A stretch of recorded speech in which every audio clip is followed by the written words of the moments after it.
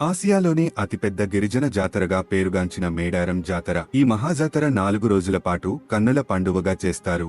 మండమెలిగే పండుగతో మేడారం జాతర ప్రారంభం అవుతుంది. ఈ ఏడాది ఫిబ్రవరి 7న మండమెలిగే పండుగ జరిపి జాతరను ప్రారంభించారు. ఫిబ్రవరి 21న వనదేవతలు సమ్మక్క, సారలమ్మ, పగిడిద్దిరాజు, గోవిందరాజు గద్దెలపైకి వేయించేసి 4 రోజుల అనంతరం మహాజాతర ముగియడంతో ఫిబ్రవరి 24న శనివారం వన ప్రవేశం చేశారు. తల్లుల వన ప్రవేశంలో భాగంగా శనివారం సాయంత్రం మేడారంలోని సమ్మక్క, సారలమ్మ, పగిడిద్దరాజు, గోవిందరాజుల గద్దెల వద్ద పూజలు చేశారు. ముందుగా కుంకుమ భరిణే రూపంలో ఉన్న సమ్మక్కను గద్దె దించి తిరిగి చిలుకలగుట్ట వైపు వెళ్లిపోయారు పూజారులు. ఆ తర్వాత పడిగే రూపంలో ఉన్న పగిడిద్దరాజును, గోవిందరాజును మరికొందరు పూజారులు తీసుకుని అడవి వైపు కదిలారు. చివరిగా సారలమ్మను తీసుకుని కన్నెపల్లికి బయల్దేరారు. ఈ ఏడాది వన దేవతలు గద్దెలు విడిచే సమయంలో మేడారంలో వర్షం కురవడం విశేషం. వర్షాన్ని శుభ సూచకంగా భావించిన భక్తులు జయ జయ ధ్వానాలు చేస్తూ వనదేవతలకు ఘనంగా వీడ్కోలు పలికారు. తెలంగాణ కుంభమేళాగా గుర్తింపు పొందిన మేడారం జాతరకు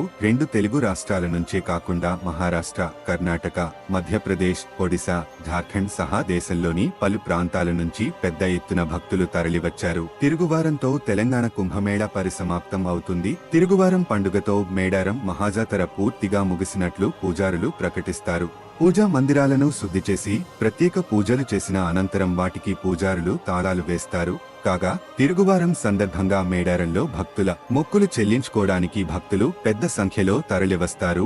ఈ సందర్భంగా మేడారం గ్రామస్తులు, ఆదివాసీలు, పూజారుల కుటుంబీకులు ఇళ్లను శుద్ధి చేసి అమ్మవార్లకు ప్రత్యేక పూజలు చేస్తారు. కాగా తిరిగి 2026లో ఈ మహాజాతర జరగనుంది. ఈ వీడియో మీకు నచ్చినట్లయితే లైక్ చేయండి, షేర్ చేయండి, మా ఛానల్ని సబ్స్క్రైబ్ చేయండి.